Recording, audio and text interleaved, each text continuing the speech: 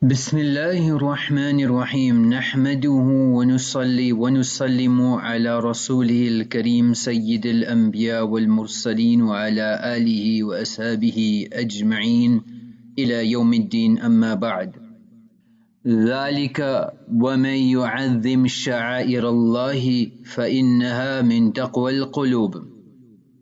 Whoever honors the symbols of Allah, whoever respects the signs of Allah, whoever venerates the sacraments of Allah, the waymarks of Allah, that is a sign of the piety of the heart, devotion of the heart.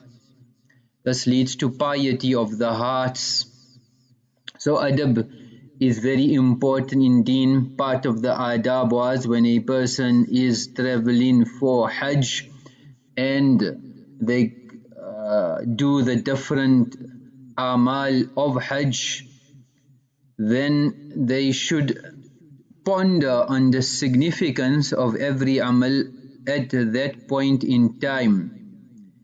And a person should remember that they going to purify themselves, so like how clothing goes to a laundromat and it comes clean, fragrance like new. رَجَعَ كَيَوْمٍ وَلَدَتْهُ أُمُّهُ. A person returns like a newborn child, brand new. Hazrat Mantani rahimahullah used to explain that the spiritual evils, hubbe jah, love for fame, hubbe mal, the love for wealth, these are great and grave spiritual evils. So a person going on this journey should make dua to Allah subhanahu wa ta'ala to eradicate all spiritual maladies and introduce to him all spiritual remedies. So he used to say that these illnesses never leave a person in peace. A person has to become contented with what Allah has given him. He shouldn't be frustrated and he shouldn't seek position. When a person goes with this mindset, if a person doesn't know the clothing is unclean, they will not remedy that problem. So likewise, if a person doesn't realize he's in darkness and he needs to reform, and this is the laundromat of Allah subhanahu wa ta'ala, besides sins being forgiven, Sifat razila, qualities which are despicable, where a person can destroy the akhirat. He doesn't realize it, but swiftly to get angry, sadigi, simplicity, jafakashi, ruggedness, different qualities, different constituents which will make up a person to become a real warrior of Islam, a spiritual giant, if we can call it. If a person doesn't really have these intentions, then he will just go and do the formalities of Hajj, but they will not actually do the amal of Hajj itself by taking benefit. It will just be another ritual. So a person has to understand the importance of this journey and a awareness of the greatness of the safar, this journey, and how it's a means for spiritual progress, where a person قَدْ أَفْلَهَ مَنْ زَكَّاهَا can reform themselves to achieve the highest status, highest stages of salvation in the akhirah, where they can get great proximity to Allah subhanahu wa ta'ala. So a person shouldn't be in a dark, like a businessman who went to the doctor and they had a problem which was quite sensitive and quite serious for this person. So he complained to the doctor, I'm embarrassed and shy to even tell you this sickness, but I have a problem of passing wind all the time and it's quite embarrassing for me wherever I go. I am very, I'm ridiculed, I'm mocked at, and my reputation is at stake. So I need you to solve this problem. So the doctor listened, and then the person said the only consolation is that nobody can really smell nor it makes a noise. So actually since our discussion till now I've done it multifold. So then the doctor reached for his notebook and started penning down the prescription and handed it to the person. So when he looked at it, he was again perplexed and said, "Nasal drops, doctor? Nasal drops?" So the doctor smiled and says, "Yes, we'll first have to fix your nose, then we'll move on to your hearing. First, we'll fix your nose, then we'll move on to a hearing." If you think so, that's a small problem. There's a bigger problem that we have. Summum bukmun umyun. Quran speaks about the spiritual malady where a person is deaf, dumb and blind. They can't benefit from deen, they can't benefit from all the signs. They literally deaf, dumb and blind, where Quran, Hadith, deen, all the signs are in front of them for them to be guided, but they still don't seek the route of guidance. Lahum qulubul la yafqahuna biha. Do they have such hearts? They don't understand. A'yun la yubsiruna biha. They have eyes but they cannot see. Adhan la yasma'una biha. Their ears are there but they don't hear anything. Ulaika kal an'am. No, they are animals. Bal hum adal. No, worse than animals. So a person may have all these faculties. فَمَا أَغْنَى عَنْهُمْ سَمْعُهُمْ وَلَا أَبْصَارُهُمْ وَلَا أَفْئِدَتُهُمْ مِنْ شَيْءٍ. Having these faculties is of no benefit. وَمَنْ كَانَ فِي هَذِهِ أَعْمَى فَهُوَ فِي الْآخِرَةِ أَعْمَى. Whoever is blind in this world, then in the Akhirat also they will be resurrected blind. لِمَا حَشْتَرْتَنِي أَعْمَى وَقَدْ كُنْتُ بَصِيرًا. Ya Allah, you've resurrected me blind. I had vision in the world. How you are blind in this world, in the year after you will be resurrected blind. You are blind of our signs, you are blind of Hidayat, you are blind of Akhirat. Now you will be blind. How you forgot us in this world, today you also will be forgotten.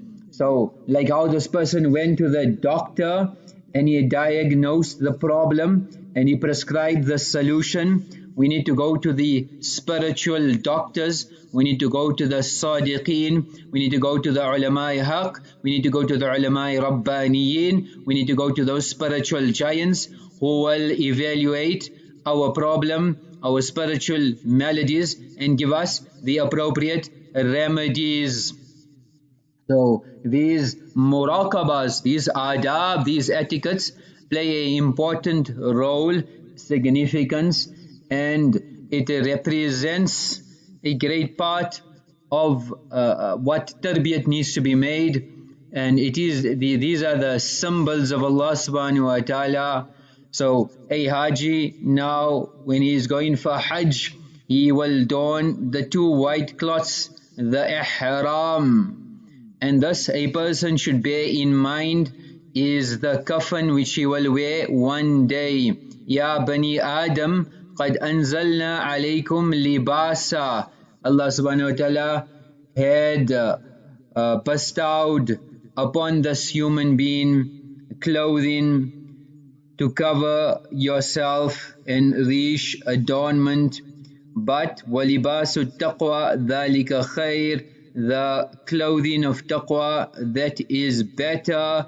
These are the signs of Allah. So Allah subhanahu wa ta'ala reminds man of the clothing that is used to cover a person. The muhaddithin, Allama Ibn Kathir has explained in his tafsir, Mufassirin have explained, libas is referring to covering the private parts, while rish refers to the outer adornments used for the purpose of beautification. So the first type is essential, necessary, while the second type is complementary. Ibn Jarir has explained that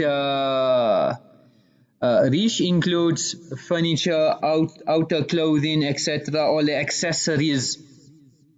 And Abdur-Rahman bin Zayd bin Aslam has said that the libas of taqwa is when one fears Allah, then Allah covers his errors. That's why Quran is saying libasu taqwa, subhanallah. When a person has the clothing of taqwa, means they are adorned with the fear of Allah, then Allah subhanahu wa ta'ala will cover his errors. In Ma'alim al-Tanzil, Allama Baghawis has mentioned that Allah has said, Anzalna, we have revealed upon you this clothing, because from the produce of the earth, the rain comes, produce, cotton, etc. So that's why Anzalna. And likewise, all the barakah on the earth is connected to the heavens. وَأَنزَلْنَا, like وَأَنزَلْنَا الْحَدِيدِ. So hadid comes from the earth, but وَأَنزَلْنَا, Allah has mentioned this year. And the reason for revelation of this ayah is in the period of ignorance, they used to make tawaf of the Baytullah without any clothing. La natufu fi thiyabin asayn Allah fiha. They would say, why should we make tawaf in front of the Baytullah with clothing where we disobeyed Allah? So shaitan will come and find legitimate reasons, even in the name of deen, for one to expose their sitter in the name of deen, to expose the honor of a believer, to disgrace a person, whereas we are told to hide the faults of people. Yes, illa mashallah, when there is some specific shari'i reason. So فَكَانَ الرِّجَالُ يَطُوفُونَ بِالنَّهَارِ, the men used to make tawaf in the day and the women at night without any clothing. So why was the word sawatikum used? So the Mufassirin explain that sawatun summiyat biha li'annahu yasu sahibaha inkishafuha fala tutufu uratan. That a person would not dare normally make tawaf without clothing, because when your sitter is open, you don't want anybody to see it. So normally, by nature, naturally, by default, a person wouldn't want their sitter exposed. Some scholars have said Risha refers to wealth, the Ibn Abbas, Mujahid, the Haq, Suddi, etc. Likewise, other Mufassirin explains Rish refers to Jamal, beauty. That through clothing, your beauty is enhanced. وَلِبَاسُ التَّقْوَى, scholars have said, هُوَ الْإِيمَانِ, it is Iman. Hassan has said, هُوَ الْحَيَاءُ, it is modesty. The clothing of taqwa is modesty. Why? لِأَنَّهُ يَبْعَثُ عَلَى التَّقْوَى, because this modesty will inculcate and imbibe in a person taqwa. Ata is mentioned, huwa al-amalu salih, it is good deeds. Uthman ibn Affan is mentioned, as-samtul hasan, beautiful, splendid silence. So as a believer, Nabi alayhi salam had a sifat as well, tawilus samt, for long periods he was silent. So silence is a hallmark of a believer. Umar ibn Zubair is mentioned, khashyatullah, the fear of Allah subhanahu wa ta'ala. Zayd ibn Ali has said that it is those instruments which a person protects himself in a battlefield, like the shield, the helmet, etc. Other scholars have said that huwa suf wa thiyab al-khashina.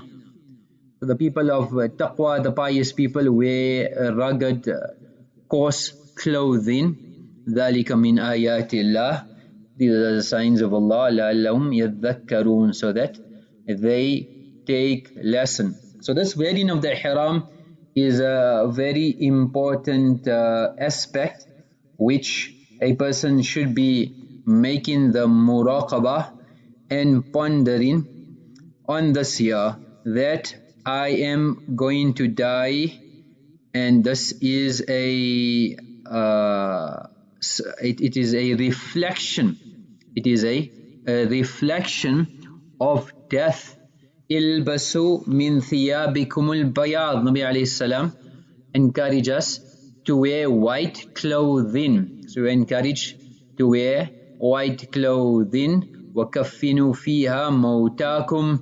And the deceased also should be given white clothing. We wear all other fancy colors in our entire life, but when we die it will come back to that white coffin. We make dua that Allah gives us white hearts. Shouldn't be a white coffin in a black heart engulfed in sin. But when you wear these white clothing, Ya Allah, like how I am wearing this white cloth, you whiten my heart, you whiten my life, you brighten my life.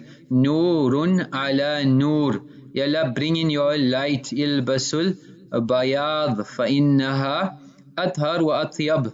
Because this is closest to taharat, purity, cleanliness, and it is the best. So فَإِنَّهَا مِنْ خَيْرِ ثِيَابِكُمْ. White is amongst the best of clothes in the riwayat. In another narration, إِنَّ أَحْسَنَ مَا زُرْتُمُ اللَّهُ فِي قُبُورِكُمْ وَمَسَاجِدِكُمْ الْبَيَاضِ.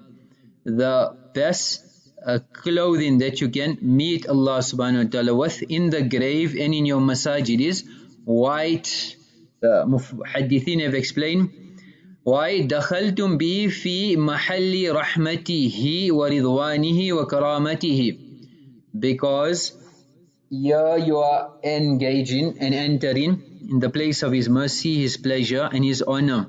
Like a visitor, when you visit somebody, yakunu fi karamati, He will honor you.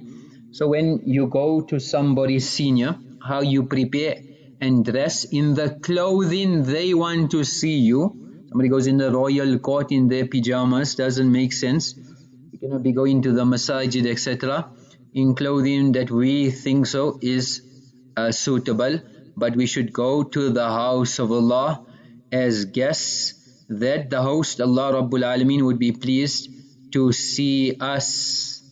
Then scholars have mentioned an amazing point, فَإِنَّهُ يُبْعَثُ. He will be resurrected on the day of Qiyamah mulabbiyan, saying the talbiya.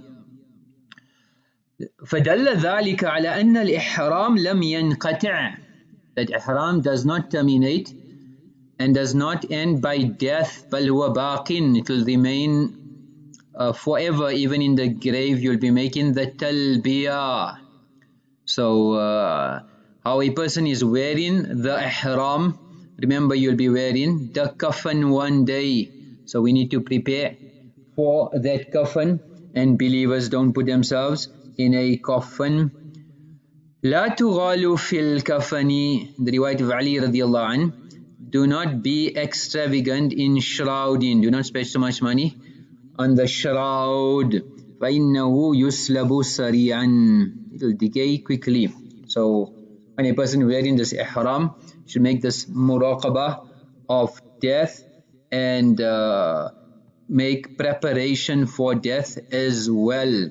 There's different forms of death, as the scholars have said. Mautul fard, every person will die. Aynama takunu yudrikkumul mautu. You cannot run and you cannot hide. No matter where you are, death will find you. Kullu nafsin dha'iqatul maut. You will taste death. For some it will be sweet, and for some it will not be palatable. Make sure we make such an effort in life that this death becomes sweet.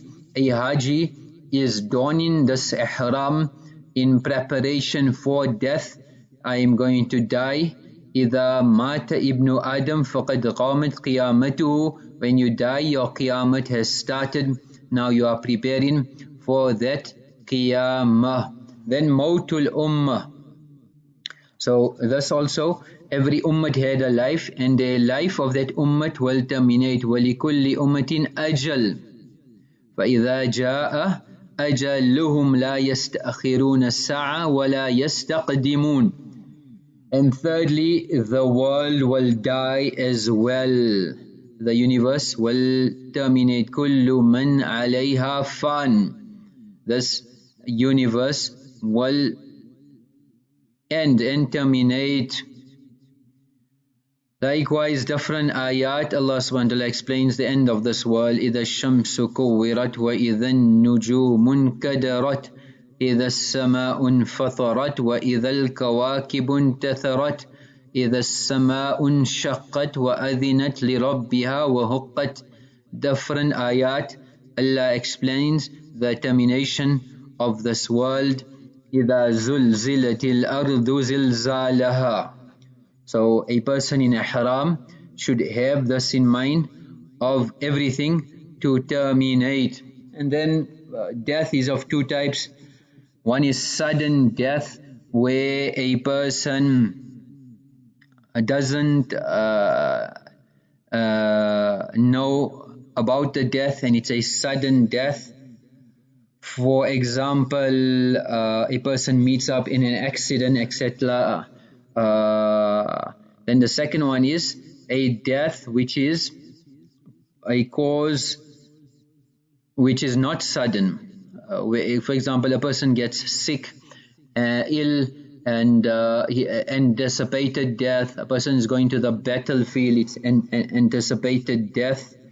Then another two types. One is a death where there is no connection to external forces, and the second death is where there is a connection, like somebody kills somebody, etc. So all these forms should come to our mind, that we are going to die and we need to prepare for this death. So life is short and time is running out. We need to prepare for the qabr. Rabi'a Basriyyah, rahimahullah, when she passed away, the angels came to the grave and asked, "Man Rabbuk?" Who is your Allah? Ma dinuk? She said, "I'll answer your questions later, but first tell me, where have you come from?" So they said, "We've come from the heavens." What is the distance between earth and heavens? 500 years, the angel said.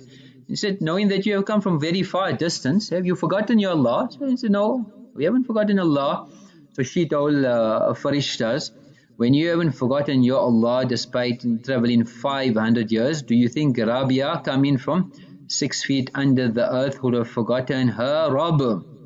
Whereas there wasn't a single moment on the earth where she had forgotten her Allah. There wasn't a single moment. Likewise, when Nabi alayhi salam was describing to Umar radhiyallahu anhu about the angels in the grave, and then he asked, "Ayatiyanani wa ana thabitun kama ana?" Will they come to me and will I able to? Yes. وَالَّذِي بَعَثَنِي بِالْحَقِّ نَبِيًّا. Jibreel Islam came and told me they will come to you. فَتَقُولُ أَنْتَ, you will say, "Allahu Rabbi." فَمَنْ رَبُّكُمَا. You know, the Farishtas, who's your Rabb? وَمُحَمَّدٌ نَبِيِّي. فَمَنْ نَبِيُّكُمَا. Who's your Nabi? I know who's my Nabi, Muhammad sallallahu alayhi wasallam. وَالْإِسْلَامُ دِينِي فَمَا دِينُكُمَا. And my deen is Islam. What is your deen? The Farishtas will say, "Wa ajabah, amazing. Ma nadri nahnu." We don't even know. "Ursilna ilayka." Have we been sent to you? "Amanta ursilta ilayna." Or whether you were sent to us.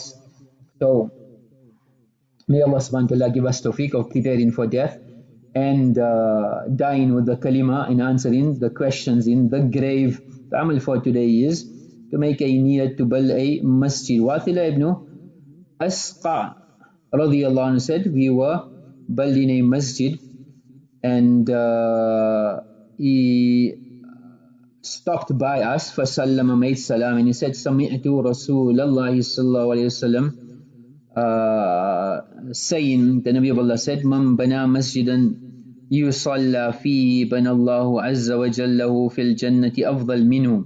Whoever builds a masjid where salat is offered, Allah subhanahu wa ta'ala will build for him in paradise something better than that. In another riwayat, "Man bana baytan yu'badullahu fihi min malin halalin."